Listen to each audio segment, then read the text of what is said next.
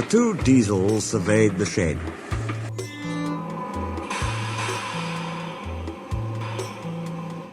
"It's time, 7101, said one, that we took this railway over." "Shush, 199. It's their railway after all." "Not for long," persisted 199. "Our controller says steam engines spoil our image." "Of course we do," snapped Duck. "We show what frauds you are. Call yourselves engines? If anything happens, you care nothing for your train. You just moan for a fitter. We bring it home, if only on one cylinder." "Nothing," boasted 199, "ever happens to us. We are reliable." Vulgar noises greeted this. "How rude," said 199. "You asked for it," growled 7101. "Now shut up."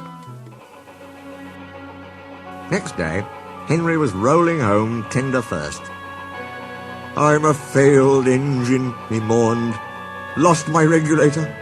Driver says it jammed wide open, and it can't mend it till I'm cool. However," he went on, "I've got steam, and driver can use my reverser, but it would happen after Duck fooled me with those tenders.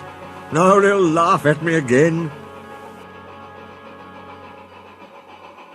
He reached a signal box and stopped, whistling for a road. Opposite the box, on the up line, stood Diesel 199 with a train of oil tankers. Worse and worse, thought Henry. Now old Reliable will laugh at me too. The signalman came out. "For pity's sake, take this spam can away. It's failed. The Limited is behind. All he does is wail for his fitter." "Spam can?" fumed 199. "Stow it," snapped the signalman, "or I'll take my tin opener to you. Now then." 199 subsided at this dreadful threat, and Henry pulled the train out of the way. The Diesel didn't help. He just sulked. The Limited rushed by with a growl and a roar. Henry gave a chuckle. "Look, spam can," he said. "There's your little pal." The Diesel said nothing. He hoped 7101 hadn't noticed.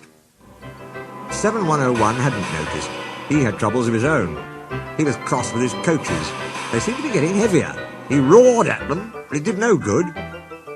Engines have a pump called an ejector, which draws air out of the train's brake pipes to keep the brakes off. If it fails, air leaks in and the brakes come on, gently at first, then harder and harder. 7101's ejector had failed. The brakes were already leaking on while he passed Henry. He struggled on for half a mile before being brought to a stand, growling furiously, unable to move a wheel. "Well, well, well.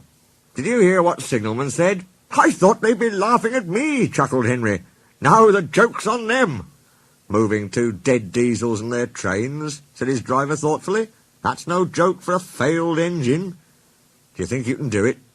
"I'll have a good try," said Henry with spirit. "Anyway, 7101's better than old spam can. He did try and shut him up last night." "Come on then," said his driver. "We mustn't keep the passengers waiting." "Get moving, you!" Henry puffed the sulky Diesel into motion and started to the rescue.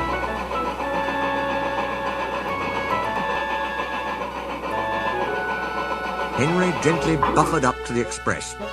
While the two drivers talked, his fireman joined his front brake pipe to the coaches.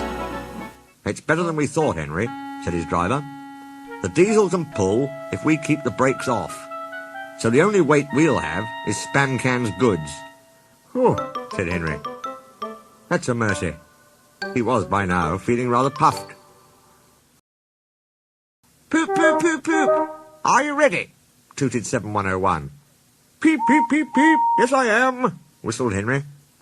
So with 7101 growling in front, and Henry gamely puffing in the middle, the long cavalcade set out for the next big station.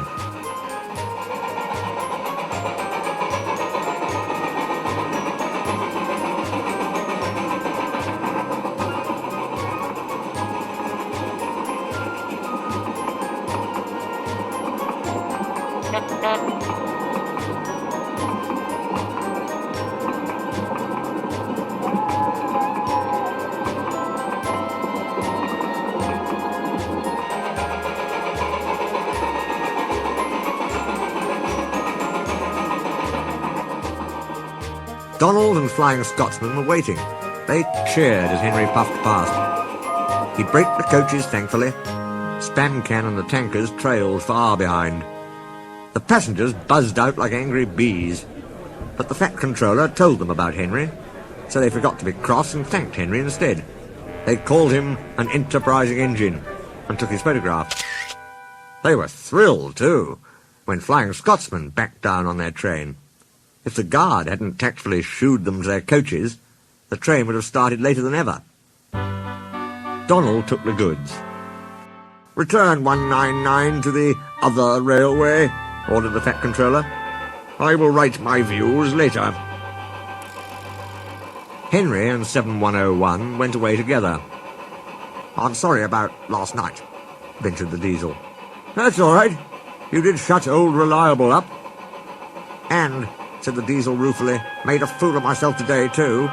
"Rubbish. A failed ejector might happen to anyone. I'd lost my regulator." "You? Failed?" exclaimed the Diesel. "And yet—" His voice trailed away in admiration. "Well," said Henry, "emergency, you know. Trains must get through." 7101 said no more. He had a lot to think about.